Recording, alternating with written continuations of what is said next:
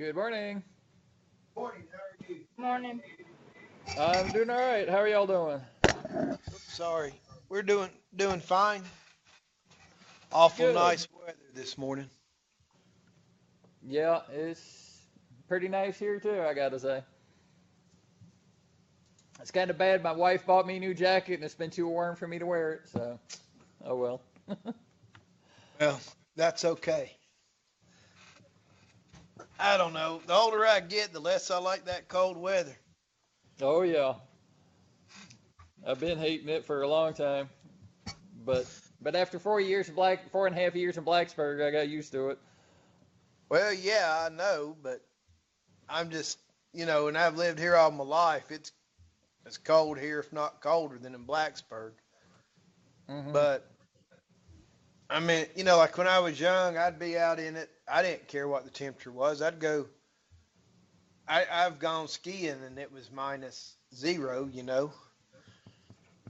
But, then again, I had the proper clothing.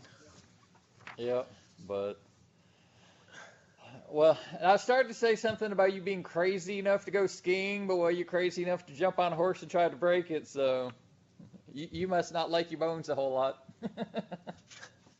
Well, I like my bones. It was just a different time in my life. But I would go skiing again. I mean, that's one thing. You know, I took a spell in my life when I wanted to do it. I was kind of, I don't know, I hate the phrase adrenaline junkie, but I sure like that adrenaline rush. And, Uh-huh. you know, I, I, I went bungee jumping once. Now that's a rush. Yeah. Looking back at it, it's kind of stupid, jumping 180, 200 feet tied to a giant rubber band Yes. I was just or thinking the only go way ahead. I'll go bungee jumping is somebody's gonna have to strap me in and then push me off. Just that's about it. Well, it was fun. Uh, I was on a adrenaline high for a few days. I'll And then say.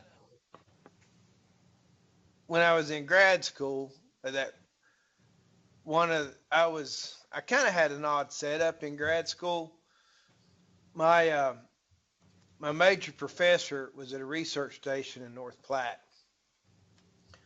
And so I had to do, and with the way my research was, I'd take cows, I'd calve them out and then put them on a ration, and we did digestion trials and stuff. Uh, we, I had to do all my classwork in 2 fall semesters at Lincoln, so that was pretty stressful. Taking 12 hours of grad courses in a semester. Yes. That's pretty tough. But I got through it. The rest of the time, I was either at North Platte or at the research ranch in Goodmanson, out in the Sandhills. And so there at North Platte, we lived. The research station was right next to a lake. And one of the guys there at that research station, he liked to water ski and needed a water ski buddy. So we'd go water skiing quite a bit. I'd go over his house right before daylight. We'd have the boat gassed up. We'd be in the water by daylight and be skiing, then get out and then go to work by 8 o'clock. Oh So my. yeah, I mean, we pushed the edge with stuff, and I had fun. I like training horses and starting colts. Uh, but and I like snow skiing. Yeah. Whitewater rafting's pretty fun. Okay. Finally, you got one of them I would be willing to do. You need to do it. You need, Tom, in real life. I mean, seriously, you need to go up. It'll cost you a little bit money, but it's worth it. You need to go down the gorge. Okay. Yeah. Yeah. That would be good. hire a guy, get one of those rafting companies that do trips down the New River Gorge and Hmm. go hit the gorge or go hit the gully. Yeah, I've one of my in-laws, they've got a place. It's down actually North Carolina, down in the river. I mean, the river just goes right by their place. Like, so I have a convenient place to get out of the river, maybe. If I keep going too far. Well, no, the New River runs north. Oh, yes, it does, doesn't it? Oh It well. does. It starts down there in North Carolina. Yeah, forget it goes north. So anyway, it's a fun little deal. My wife and I, we haven't gone down the gorge. We went down the Natahala down there at Cherokee, and it's all right. It's nothing like the gorge. But then we bought some kayaks. We don't whitewater raft. We just go to lakes and flat water, maybe a little bit of rapids, class ones or twos. And Hmm. they're fishing kayaks, so they can't handle that. Yeah. All right. Cool. All right. Um, If it keeps Jasmine it, and Aaron, are y'all there? I'm sorry, Tom. no, I was just gonna say Um, Keith is not gonna be here, so it's just them. So, are y'all Okay. here? Aaron had a work conference to go to. Okay. Poor old So just, Jasmine. uh-huh. She's the I victim. feel for her. Yes. You're a trooper, Jasmine. Yeah. You really are. Keep it up. Uh, I graded. I looked at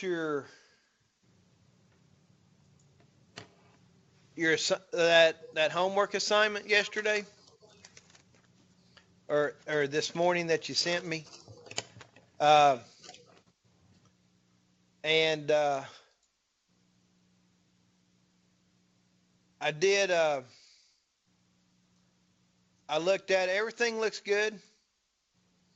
Uh, and I sent you an email regarding that. Your ration balancing homework. So looks good. Um, but anyway, enough of that. I just wanted to let you know I did that. Um, Okay. yeah. Now, today, hold on one second here. Let me try to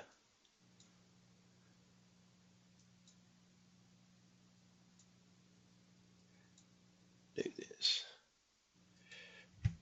Let me get that entered in there. Okay. So today, I kind of want to pick up, what we were talking about uh, Tuesday. We talked, the merits of seniority versus a merit-based system, the pros and cons. And we also talked about putting people in on a temporary or interim basis. Um, and we finished up with what do you do if one of your workers comes to you and wants a promotion and, you really don't have one for them. And so we hit on this, and this will be on your exam, these two terms. So make sure you know job and your options is job enlargement, which is it's a horizontal loading. You just give them more to do with the skills that they have. And the other one is job enrichment, which is a vertical loading. You give more responsibility for making decisions related to their present job. So um, make sure you know those. Do you have any questions on those, Jasmine? No. Okay. All right, we'll move on to to chapter 5. And chapter 5 is helping workers acquire skills. So, we go into a job and, are we going to be fully capable of doing the job of what they expect? Are our workers be able to do that? Maybe, maybe not. Right? Now, taking you guys, you fresh out of college, you go get that job, you still got a lot to learn. And so, you're going to be trained to do your job, or hopefully they'll have some types of training. In some of my jobs, it was a sink or swim situation. Here's what you're going to do, have at it. And it was, you had to figure it out.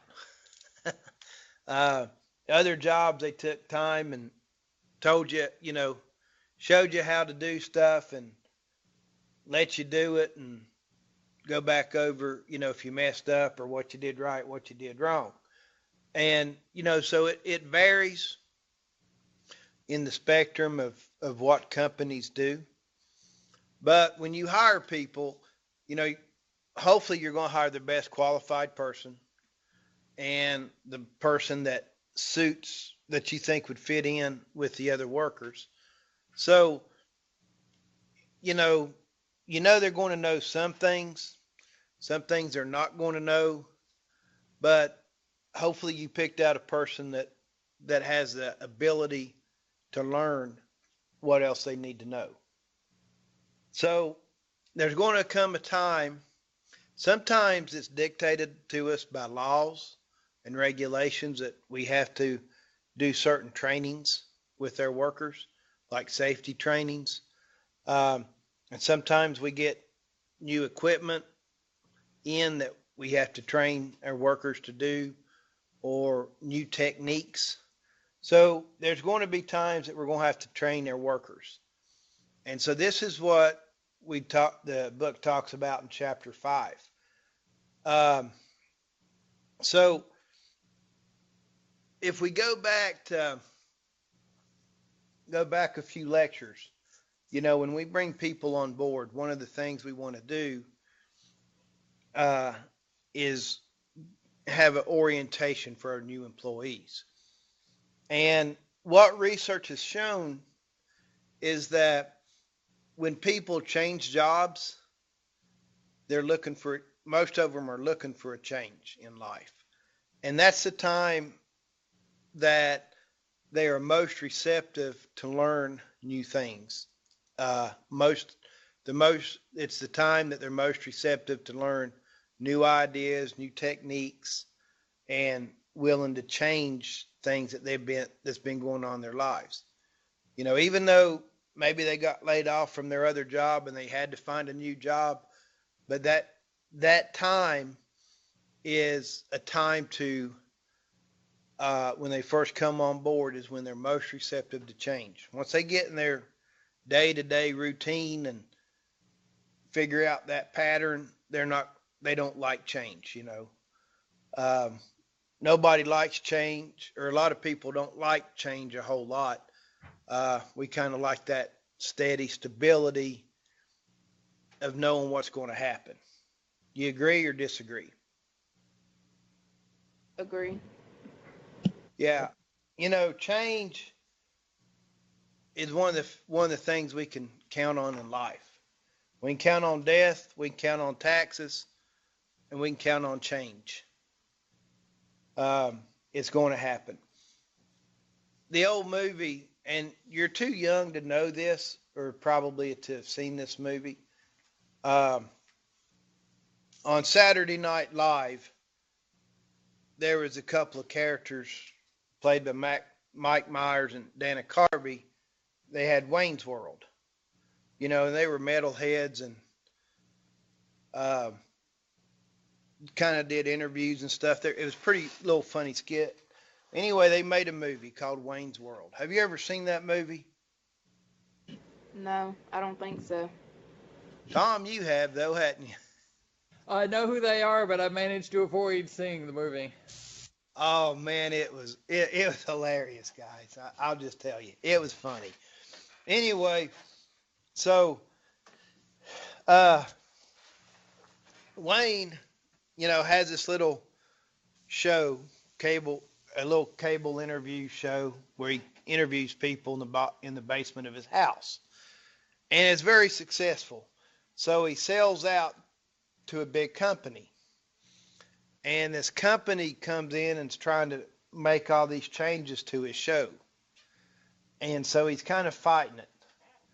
And Garth, the other Dana Carvey's character, he's very, very, he kind of stresses under pressure and doesn't say a whole lot at times. And this lady comes up to him and says, "Well, what do you think about these changes?" And Garth just kind of goes blank for a little bit. Then he says, "Well, I think it's Garth. It might have been Wayne that says this. It's kind of like a new pair of underwear. At first, it's a bit constricting, but you finally get used to it." And I think that's probably a pretty good way to talk about change. It's new, maybe constricting, maybe more freedom, but you finally get used to it. So our new employees are going through a change. And like I said, science says that's the time they're most receptive to learning new stuff. So it's very important as employers that we have an orientation for our employees. We need to tell them about the farm or about our operation. We need to take pride in it because we want them to be proud of where they work. So we need to let them know the history and let them know what our goals are, and tell them all about our organization. We need to introduce them to all the employees. Now, granted, they're not going to remember them all, but you've made that introduction. You're trying to make them feel welcome. And you want to try to expose them to as many new things as possible. You may put them in, working in different divisions or working with different people as much as possible. Try to teach them, let them get to know working all divisions of your company, or doing, as many things as possible, knowing good and well they're not going to learn it or learn it all, but they've been exposed to it. We have that thing come in as information overload. I tell you too much information, your eyes kind of glaze over and you just zone out and hope I shut up or hope time runs out first, and you don't retain everything that we go over. And it'll be the same thing with this new guy or with the new person you hire. Knowing he's not going to learn it all, you just want to expose him to it. So that's what, you want to do that. Tell the history. You want to go over the personnel policies, just give them the basic rules of the company. Again, go over your compensation, the pay and the benefits, making sure everybody's on the same page. And most importantly, you want to go over the job duties. Go over that job description with them. Again, you want everybody to be on the same page. Give you a good example. This job I took to sell feed for a feed company. I went, interviewed with them. I liked what they had to say. I liked how they set up their pay package or compensation package to reimburse me for my work. And I told them, yeah, I'll take the job when it was offered. And again, they went over that compensation package. So we were both on the same page. So I report to the company headquarters for training, and they changed the pay on me, knocking me out of several $1,000s in commission. That did not fly over well with me at all. I figured, okay, they lied to me about this. They're going to lie to me about other things. Because twice we went over this pay scale to make, we were all on the same page. And then the third time, when I signed on with the company and was in the training, they changed it on me. Don't ever do that. Okay? Stick to your word. I quit. I wasn't, that was my first thought. Hey, they've lied to me about this. What else are they going to lie to me about? They cannot be trusted. And I don't want to work for a company that I can't trust.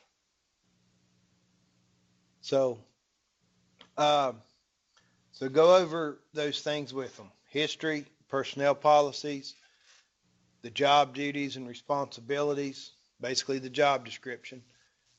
Do introductions, go over the compensation and benefits again, and then get them to do as many things as possible within the company. Get them to expose them to as many things as possible, knowing they're not going to learn it all.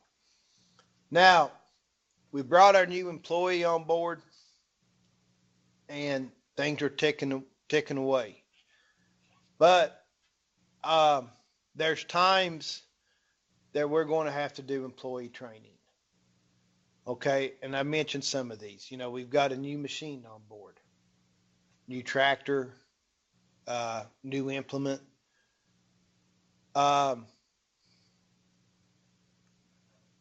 we have, state laws dictate safety trainings, whatever it may be. So there's an apparent need for training.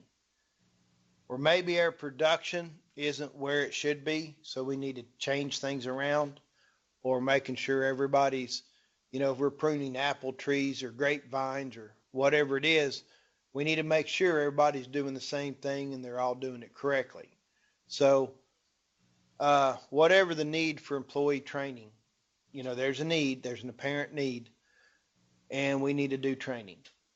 So the thing we need to keep in mind when we're doing employee training is we need to provide clear learning objectives.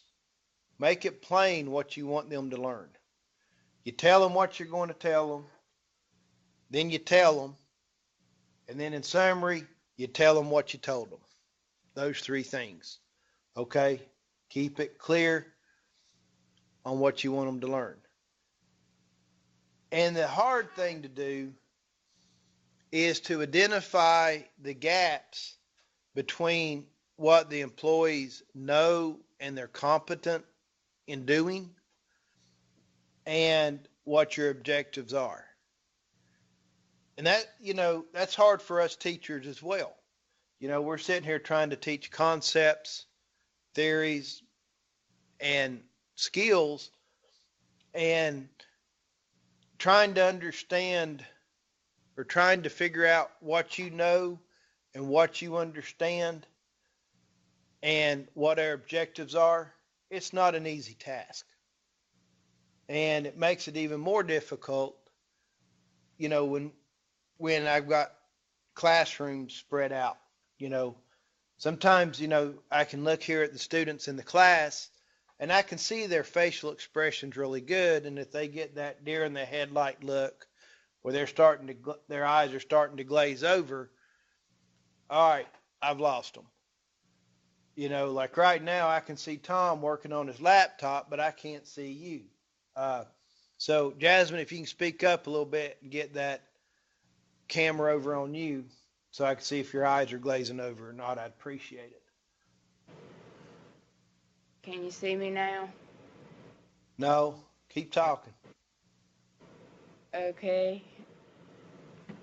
I don't know what to say. There we go. It's swapped. So, and sometimes with the clarity of the screens and stuff, it's just hard to see what students understand and their abilities compared to my learning objectives. So that's why I gave you homeworks, like with the ration balancing in this animal production class, or going through this written part of hiring somebody. I just want you to put those skills, what we learn, to practical use. And another thing I hope you take from this semester is, we're looking at HR and we're kind of looking at it from an employer point of view. So hopefully you students can see the flip side of it. If the employer is looking at it from this way, as an employee, this is the way I need to be looking at it as well. I need to try, here's what the employers what they're looking for.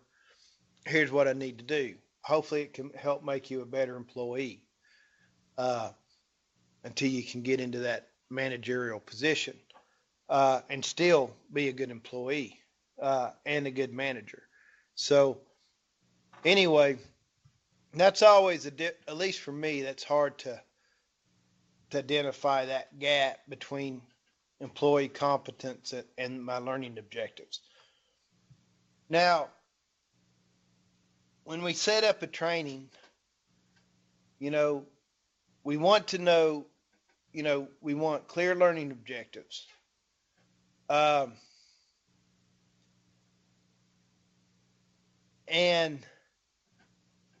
then we've got to figure out what's going to be our needs.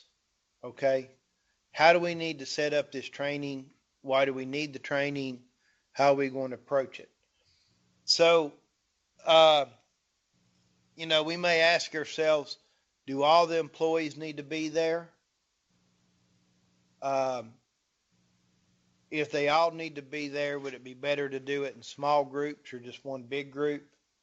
Or do we just need to deal with just the employees that this training specifies, is specific to? So, we've got to select which employees we're going to train. And, sometimes we may have a choice, sometimes we may not. Sometimes it just may be the tractor drivers that's using the new tractor or the new implements, or the animal handlers that are, whatever we're doing. We've just got to figure out who we're going to give the training to. And we need to know their performance. Sometimes we'll just do trainings to increase performance. So, to increase their productivity. So we kind of need to know where we're at now to know where we're going to go. Okay? So we need to know, what they're capable of. Are they capable of learning new techniques, new trainings? We just need to assess the situation. What are the workers' skills and their ability and their knowledge?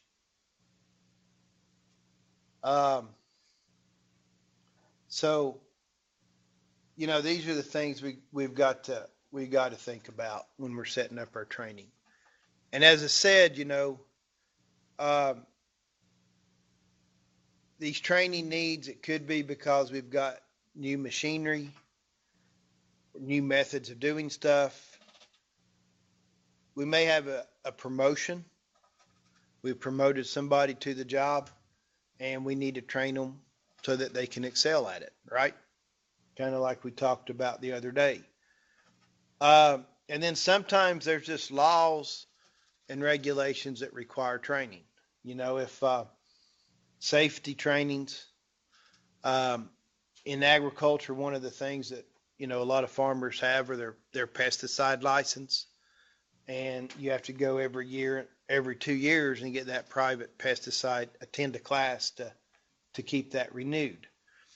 And when I was a county agent, we would put on these pesticide recertification courses every year.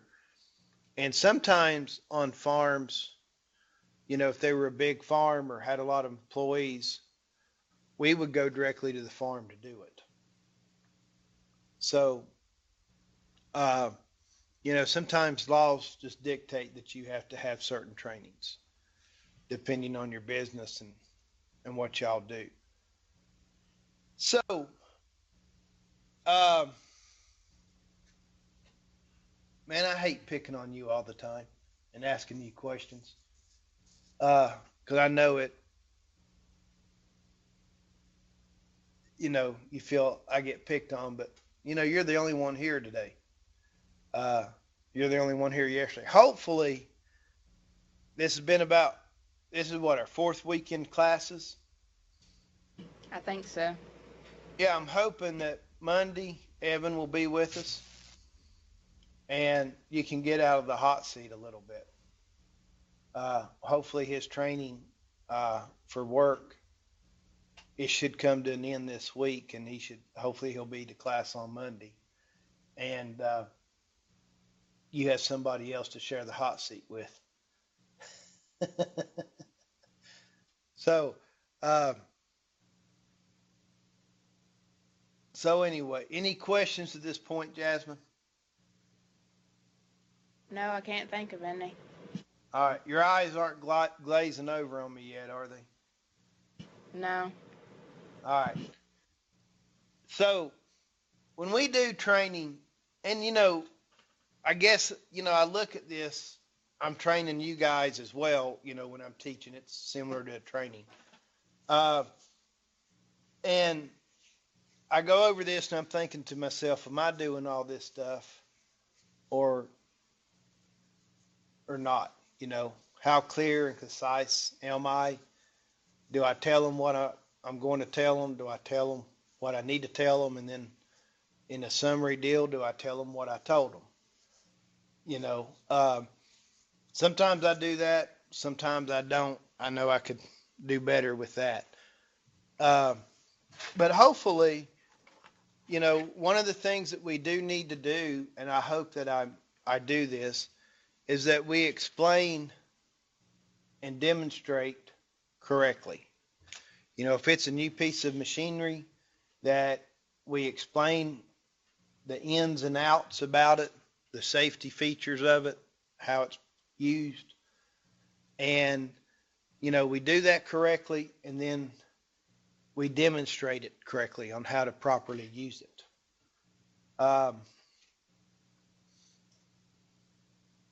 And, we've heard horror stories of people doing demonstrations and things go wrong. This one guy,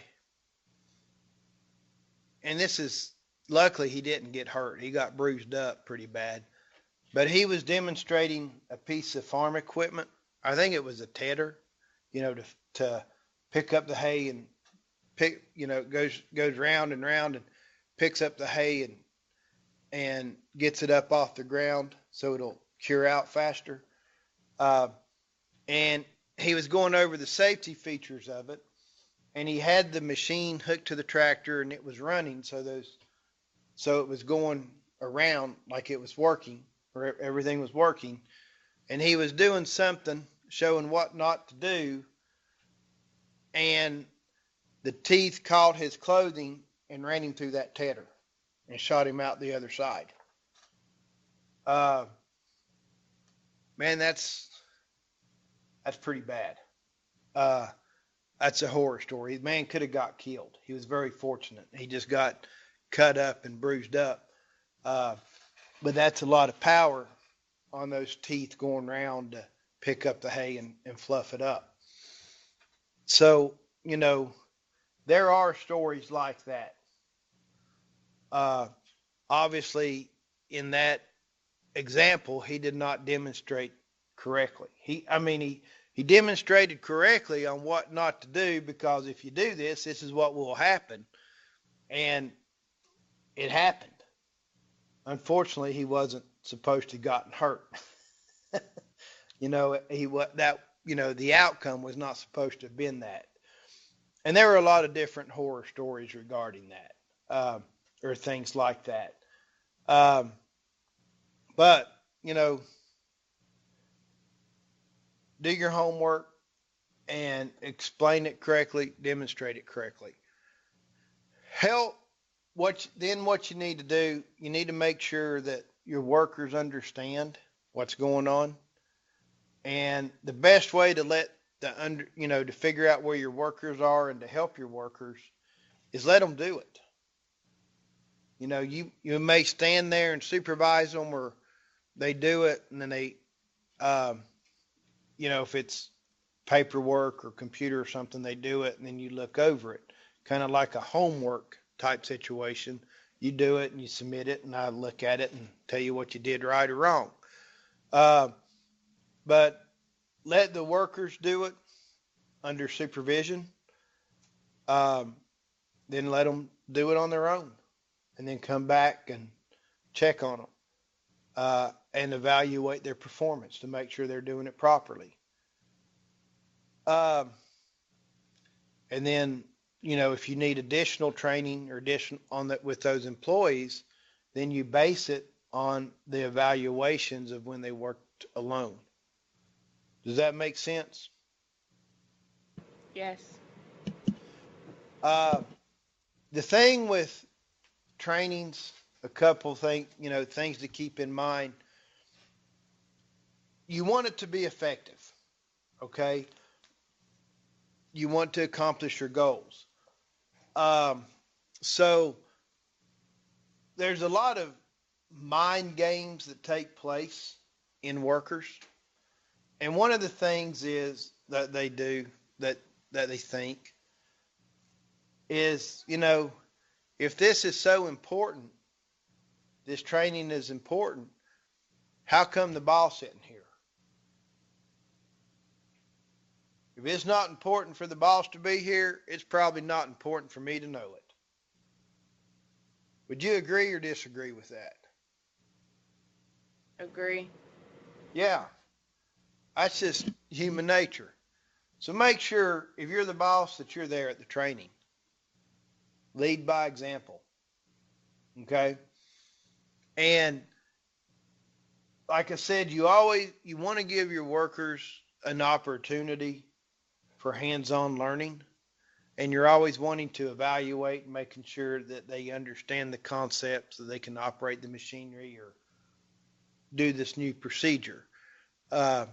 So make sure you're always assessing them, you're evaluating them, you're giving them feedback, and you look at keeping track of your goals and your objectives.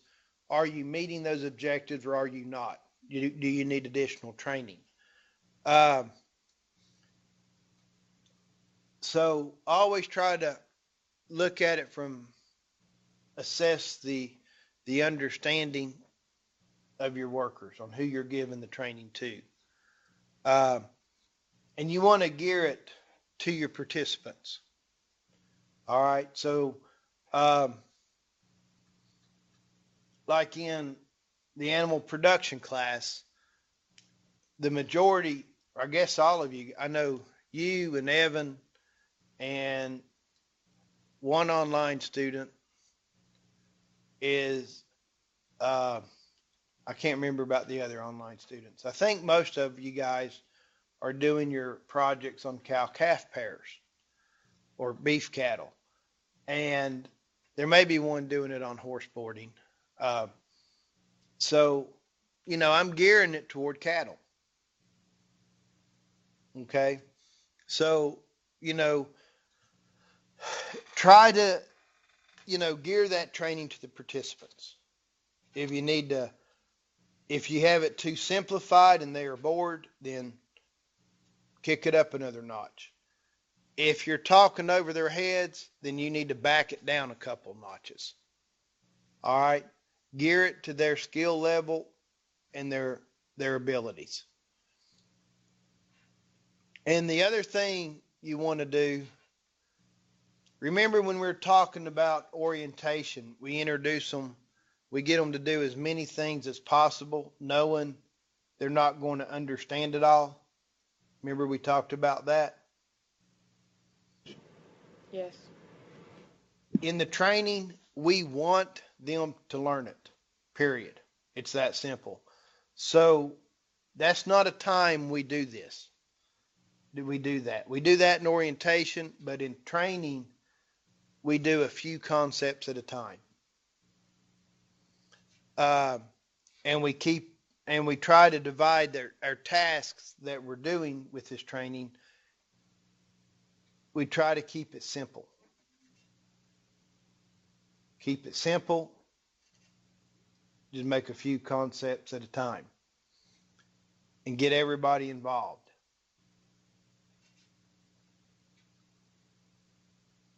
And use aids, as many as possible. Visual aids work great. Uh, whether it's PowerPoints or you go out and you're actually doing hands-on training. You know, some people can learn just by lectures alone.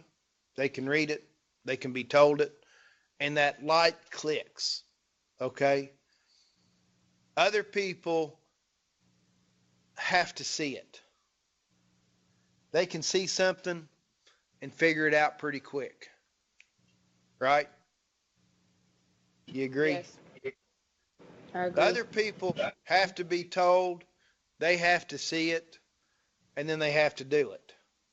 Everybody has to do it, but everybody has a different style of learning.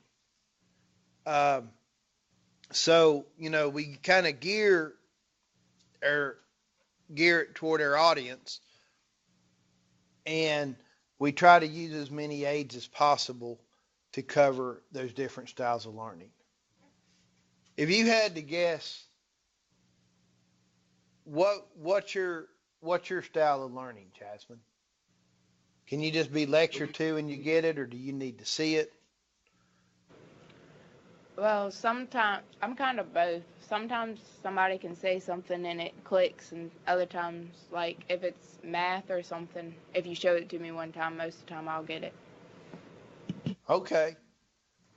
And I don't think you're any different than anybody else. You know, uh, there are sometimes, uh, if it's something we're familiar with, you could probably just tell us, and I can figure it out, right? If it's something new, you're probably going to have to show me. Give me a visual aid and explain to me what you're doing. So, I think that's the way you described yourself. I think that's most people. Would you agree or disagree? Agree? Yeah. So it always makes it a little bit more interesting when we have visual aids uh, or hands-on learning compared to just being a lecture. Uh, but, you know, that's one of those deals, if you can, to try to incorporate in your training. And the other thing you need to do, and I try to do this, and uh, sometimes it all depends on the students, and it depends on the material. Um, but I try to encourage questions. And some students, sometimes I have classes in here and they're full of questions, and that's great. And sometimes if I feel like I'm trying to pull teeth to get feedback from the students or from you guys. And I'm not picking on you. I'm just, on classes. It all depends on the students in the class and the material. Uh, Sometimes it feels like I'm trying to pull teeth to get a response, and other times I see the excitement and I feel, there's a lot of questions and comments. So the one thing you want to do is try to encourage questions. There's not, you hear the old saying, the only dumb question's the question that's not asked. But we've all been in trainings and you got, somebody just, likes to ask questions or make comments to hear themselves talk. It's not really being,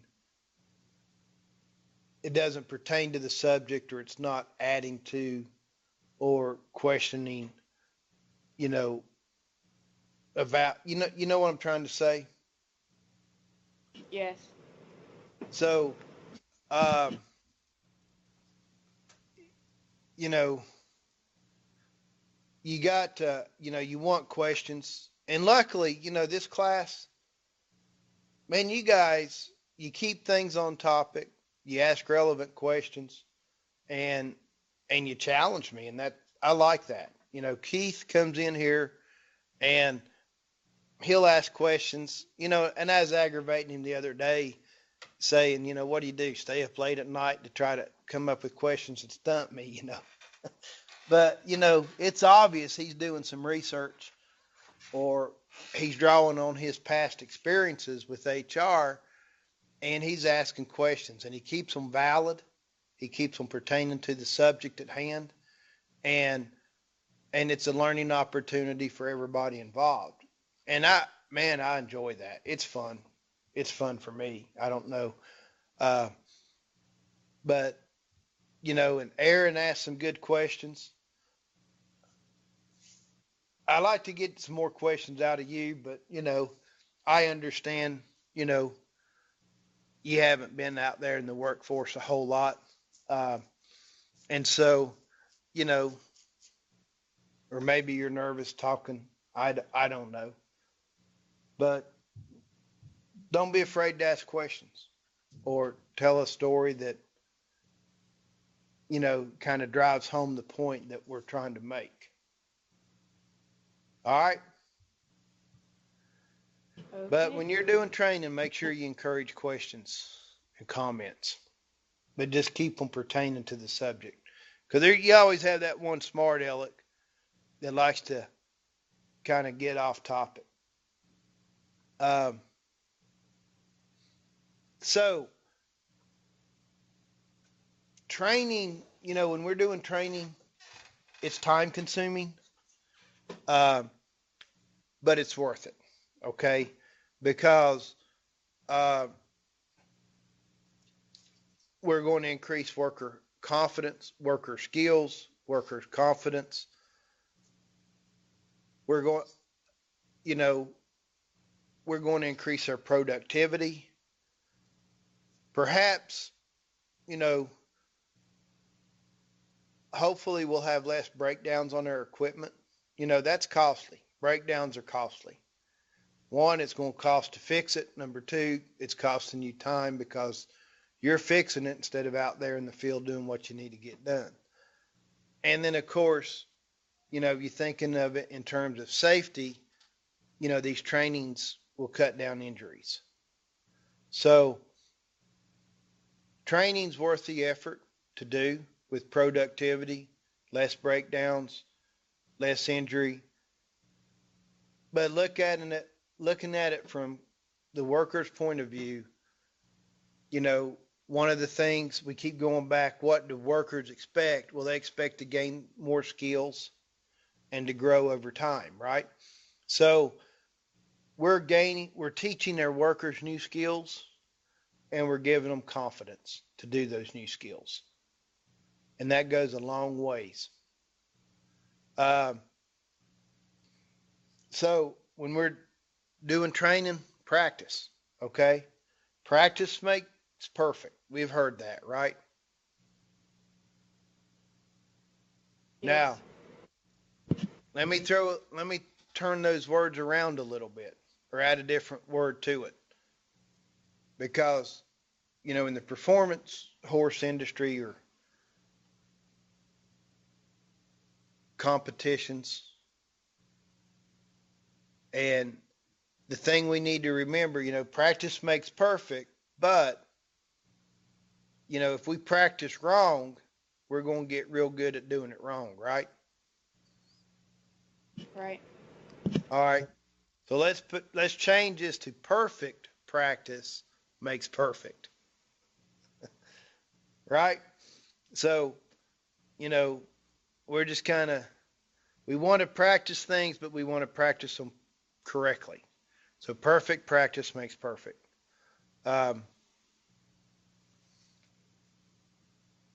You understanding the importance of training and how we should try to go about doing it? Yes. Good. Now, uh,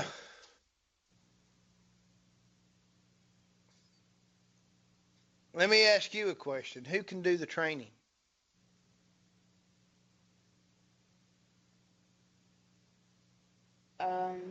The manager or sometimes another employee can help with it. Okay. Managers, the owners, other employees. Anybody else you can think of?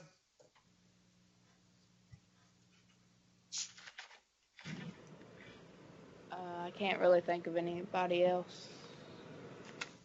All right. How about your supervisor, your direct supervisor? Or your crew leader if you're on a assembly line or something and the leader of that crew. Your direct, Yes. yeah, they can do it. How about outside people? Can extension agents come in and do the training? Or veterinarians? Yes. Or equipment manufacturers? Farm safety trainers or insurance adjuster, your insurance agent come in and talk about farm safety. So, the people that can do the training is very, very diverse. It doesn't have to be in-house. You can bring in outside people to do it as well. Because Excellent. sometimes the laws dictate that. Yeah. Actually, I was going to suggest even your community college. We have a whole workforce division that's what it's set up to do. Is one of the things they do is let us train your workers for you. If you got a big enough operation and say there's a new version of Microsoft Office coming out, you can have somebody from the college come out there and train all the employees on the new software because, you may not know about the software either and tap on that and repeat. That's right. When I was with Virginia Employment Commission, we got some new computer stuff, computer programs, and we went to the college didn't come to us, but we came up to the college at a computer classroom where we all had a computer sitting in front of us, and the instructor had his computer and he could put it up on the screen so we could see what he was doing. So the community colleges can do the training as well. Thanks for pointing that out, Tom. Yes, this commercial brought to you by Southside Virginia Community College. That's right. And Southwest Virginia Community College. Go ahead and speak up there, Jasmine, so I can see you, if you don't mind. Can you see me now? Yeah, there we go. Okay. Thank you. One of the things or trends, or I don't know, it may not be a trend, maybe it's been around a while, that companies do or organizations do when they bring on new people, they'll assign them a mentor or a coach. And, to kind of help them in their new position, kind of show them the rope type of deal. You know what I mean? And, these mentors and coaches, they're basically the same. Maybe mentors have a little bit more time invested, spend a little bit more time at it than the coaches do. But it's pretty much the same duties, okay? I'm not going to ask you to differentiate between a coach and a mentor. I just want you to know what they do and some good and bad things about them. Now, coaches and mentors, they wear many hats. Uh, the person that's assigned to the new employee, this coach or this mentor, they act as trainers and advisors. You're new on a job, you're not quite confident with everything, so you go to them for advice. They're responsible to pass on KSAs. KSA stands for knowledge, skills, and abilities. So they're going to help pass on what they know to the new employee, whether it's their knowledge, their skills, and their abilities.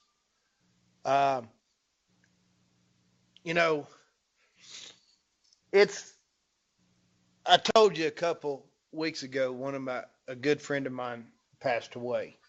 He was my former manager at Stewart Landing Cattle Company. And it's kind of interesting, the relationship that developed there between me and him. Now, I was hired to be a manager for the Rich Mountain Farm. Stewart Landing Cattle Company had 3 separate farms. They had the Rich Mountain Farm, they had the headquarter farm at Rosedale, and then they had another farm at Clifton. And these farms, it was about 25 miles or so from Rich Mountain to Clifton, with Rosedale sitting in the middle. So it wasn't that far apart on the different farms. But each of those farms had unique characteristics about it because of the lay of the land, and the Rich Mountain Farm is very mountainous, high in elevation, so we had a little bit different weather up there, or a little bit harsher weather. Sometimes we get rain and snow, and the other farms wouldn't. But Robert Wampler was the general manager of the farms. He kept me lined out, and the manager for the Clifton farm was Mike Ball. He communicated and coordinated with him for the Clifton, and then Robert also was in charge of the Rosedale farm. And then Zan Stewart was the general manager, was Robert's boss. And Zan answered to the board of directors of the company. So, although Robert was my boss, per se, I always looked at Robert in 2 ways. I looked at him as my boss, but to me, he was more of a mentor than my supervisor. Robert was the example of a boss you want to have. Does that make sense? His theory was, the more that you know and the more that you understand and the more skills you have, the better it is for the company, and the more you're going to make his life easier. That was his attitude. And so if I had a question, whether it was, pertaining to what I needed to do as an employee, or a question to increase my knowledge about something, Robert took the time to answer it. Or he would bring up the subject, and we would expound on it. And he made sure I understood what I needed to understand and why, and its practical applications. He took the time to increase my skills with livestock handling, with equipment and mechanics, and that was an act of God, because I'm not a mechanic. I don't even like it. I just lose too much patience. But he tried. you know. So to me, he was more of a mentor than he was a boss, but I always knew he was my boss. Uh, but he sure passed on a lot of knowledge and skills and abilities to me. Uh, and I'll be forever grateful. Um, but, and like I said, he was that model for desirable behavior. If I don't care what time of the day or night it was, if it was midnight and I had a cow calving and I had problems, I could pick up the phone and call Robert, and he'd come help me. I knew he was there for me. He had my back, and I had his. Uh, so he was a great example for me to go by for a supervisor and really for a person. Um, so they wear many hats. Um, Now, the important part of taking time to train your employees and to, whether it's you as an owner or you assign them a mentor or coach, and the trainings that you do is, if you do not take the time to show the new employees how things are done and how you want things done, someone else will. Okay? And that someone else, the way they do things and their attitude, you may or may not want that person showing them how to do it, showing your new employee how to do it. Does that make sense to you? Yes. You want them to learn the proper way. You want them to learn the way you want things done, the way things should be handled. So either you as an owner or manager, you're either going to do it yourself, you need to do it yourself, or assign a mentor or a coach or bring somebody in for training. Otherwise, somebody will show them how to do it, and it may not be what you want done or how you want it done. So take the time to train your new employees.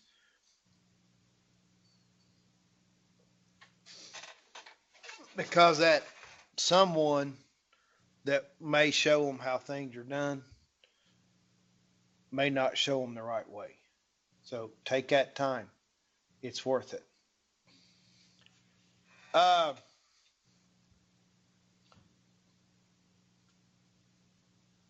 when you're choosing a person to be a mentor or a coach for a new employee, there's some things you need to keep in mind. Number one is jealousy. Okay?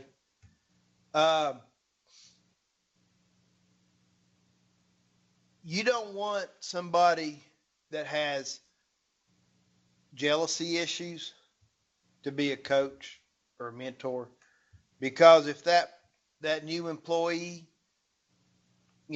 becomes successful, you don't want that mentor or that coach to be threatened by that employee's success.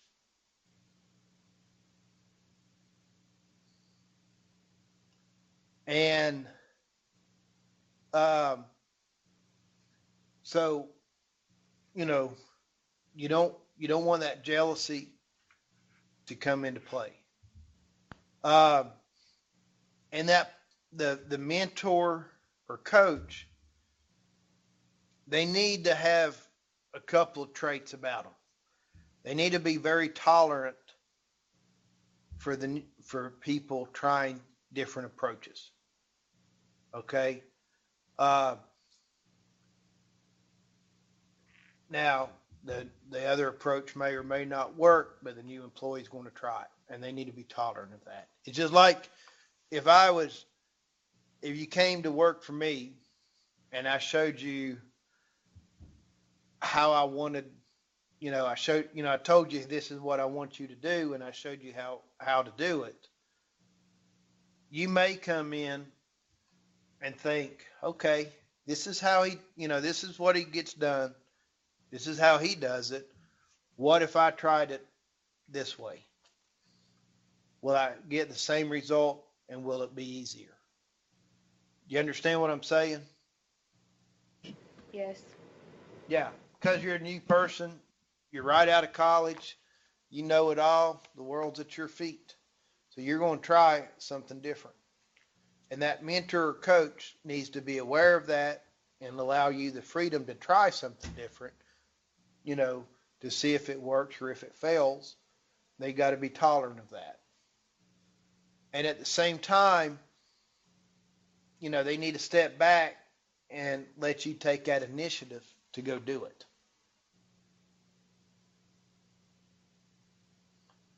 All right.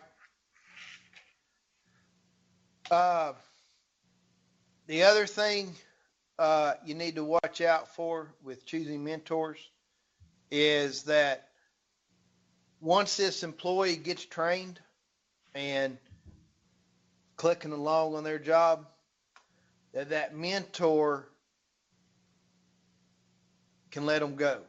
The mentor doesn't continue to look at them as a beginner, even after they've proven themselves. Does that make sense, what I'm trying to say? Yes. Okay, good. Now,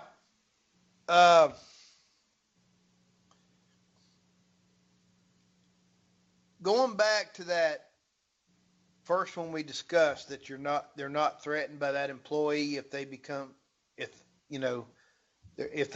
successful with you want to pick somebody that's not threatened by the employee if they become successful. That's important. Some people have the ability to train other people, and have that ability to teach really well. And there's a trainer, he's a horse trainer. He's famous. His name's Bob Avila. He's out in Oregon, I think. And, his daddy was a horse trainer. Bob's a horse trainer, was and is a horse trainer. And he's trained some famous horses, okay? But you know what Bob's reputation is really for? It's training horse trainers. That sounds crazy, doesn't it? Yeah. Yeah. His forte is training horse trainers. And he'll tell you that. He said, I've been successful at horse training, but what surprised me is that my assistant trainers have gone on to be successful horse trainers, and it's more successful horse trainers than I ever was. I am better known now as a trainer's trainer than I am for a horse trainer. And he approaches that not as a detriment. His goal was to be a horse trainer, and he still is, but he's found out that he's better at training other people how to train horses and run a training business. That's what he's really good at, and that's what he's known for. Some of the best reining and working cow horse trainers have come through his barn. And he embraces that. And so he doesn't feel threatened by these trainers when they leave him and strike out on their own. If he tells them when they're ready, they need to go. Hey, man, I can't teach you anymore. You just need to go out and do this on your own. Here's my phone number. You know where I live. Call me, load up your horses. I'll come and I'll help you. Or you come up here and I'll help you or whatever. But, he still has a good relationship with these guys. But money-wise, man, they've earned a lot more money than he has. But you know, that's the type of person you want. When I did a mission for the Mormon Church for 2 years, and I had to. I'd been out almost a year, and they assigned me a brand new missionary to train. They wanted me to train him, and I thought, man alive, I don't want to do this, you know. And so he was my companion, and I trained him. We were I guess he was my companion for a couple of months, and I don't know why we clicked and we trained. I trained him, and then the next one I got, he'd been out a little bit, and then after that, uh, I guess when they started to seeing what the first guy did that I trained or what he was able to do, I was training. I was training new missionaries for the rest of my mission. Uh, so I guess they thought I was a good trainer. I don't know, but you know, uh, it's important to pick who your trainers are, or your mentors are going to be. You want to be careful with that. So, uh, keep in mind what we went over. Uh, you bring somebody on board, have an effective orientation program. You want to create a really good first impression. You help ease that new employee into the organization, and you get them socialized. It's a good social opportunity. With the training, you want it effective. You want the manager or owner in attendance. You may want to look into setting up that mentoring or coaching situation for new employees. It is a big investment in time, and time's money, so it's an investment in money as well with training. But you also got to remember it's a big investment in time and money with the hiring process.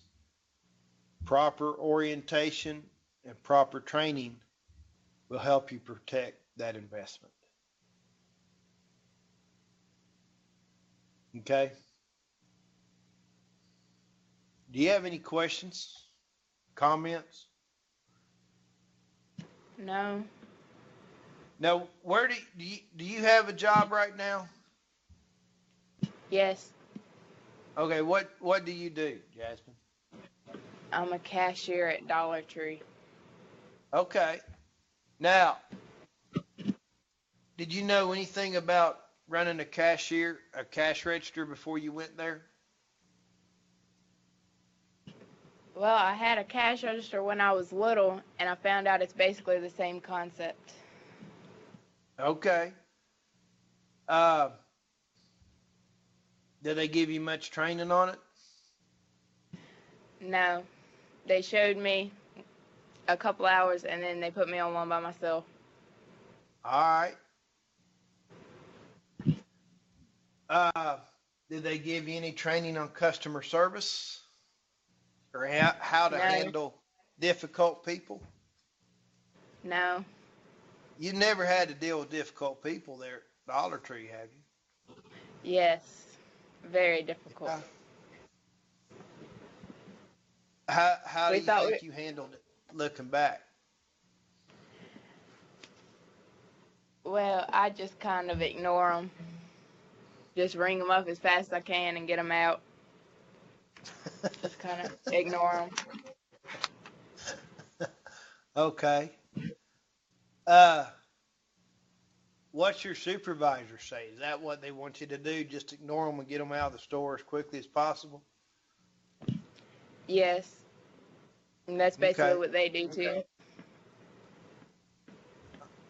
So, looking back on your training deal, do you wish you had more training, or was that sufficient for you? Or I kind of wish they What would have would you gave do me more different? because I kind of wish they would have gave me more training because I still have. I've been working there since the middle of August, and I still have questions about stuff that they didn't show me how to do.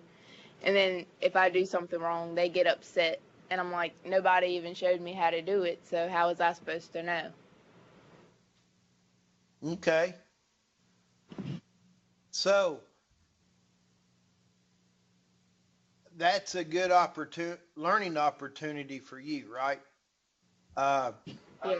no matter, no matter what we do, we can always learn from it, no matter what position we're in. Uh, even if you learn what not to do. All right. So, you know, you run into problems or you do something wrong or do it the way you think it should be done, but your boss doesn't like it and they get upset, you know, well, you've learned that. Okay. You learn that in my company, I like to have better training. And when my employee does something different or what they think's right, I know not to get upset, or try not to get upset depending on what it is. I mean, if it was stupid and had a bad consequence, yeah, it may call for it to a point. You still got to be professional. But if they did something and you still got the right result, they just went about it different, is it worth getting upset over? No, it's not. You still got the job done.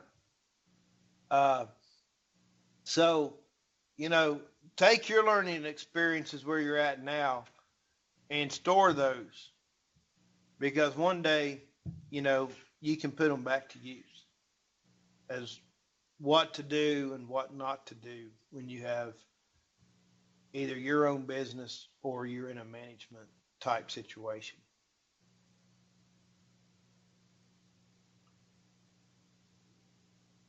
All right. Okay. Um, we are just about out of time, and I really don't want to do another chapter today. Uh, before I leave, or before we finish up real quick, let me show you this. On Blackboard, uh, let me open this back up again.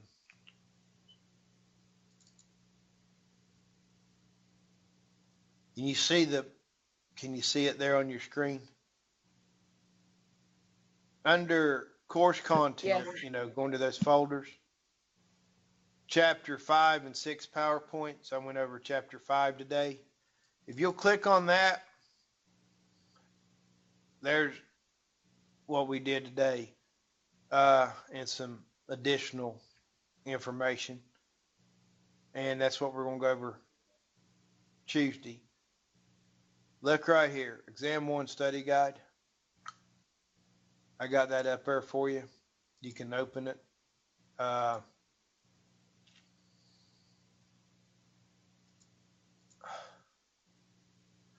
And it's a study guide for the upcoming exam.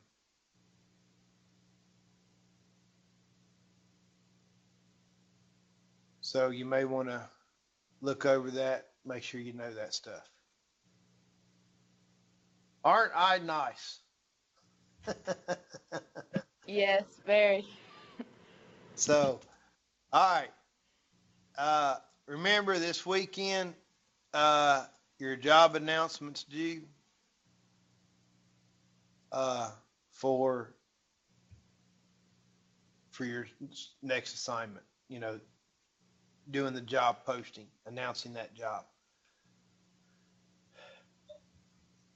and that'll be due Sunday. So.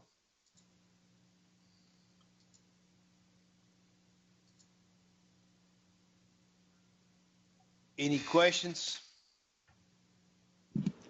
Can't think of any. All right. Well, you have a good weekend. You too. and I'll see you Monday. And you did a Okay. good job on that ration balancing homework, by the way. Okay, thanks.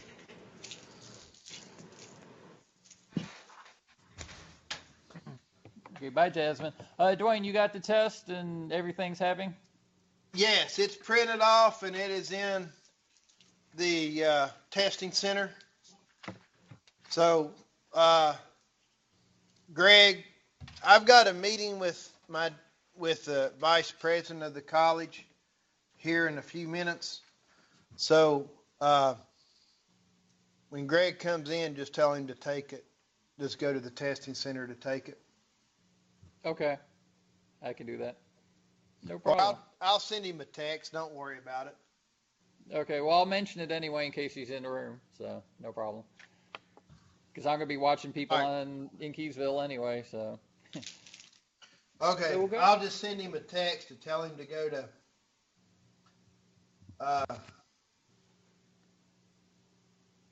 the testing center.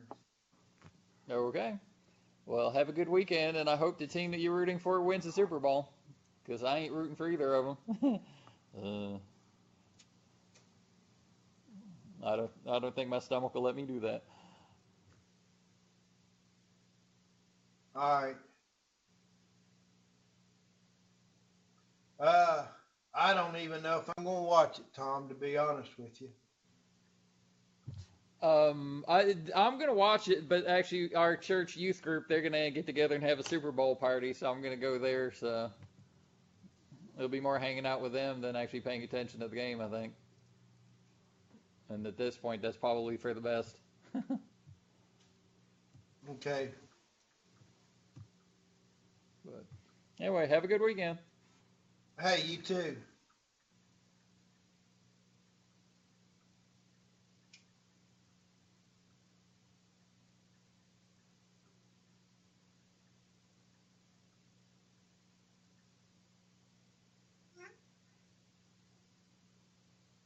Well, I'm trying to find Greg's. I can't find his number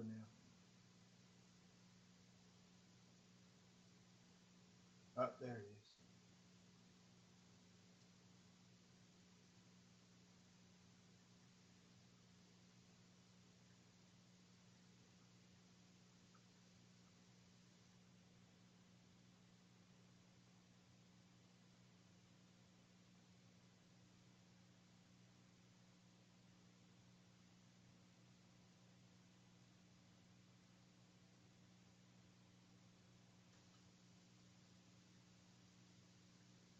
Hey, Tom, can they use a calculator? Do they need a calculator in that exam or anything? They shouldn't need one. I mean, there's no math in it. Yeah. Okay. I didn't think there was, but I just wanted to. They're going to ask me in the testing center, so.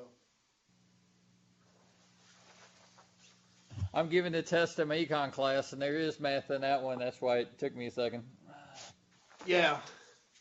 Well, I didn't think there was any when I looked at it, but they'll ask me, and I just wanted to make sure I told them properly.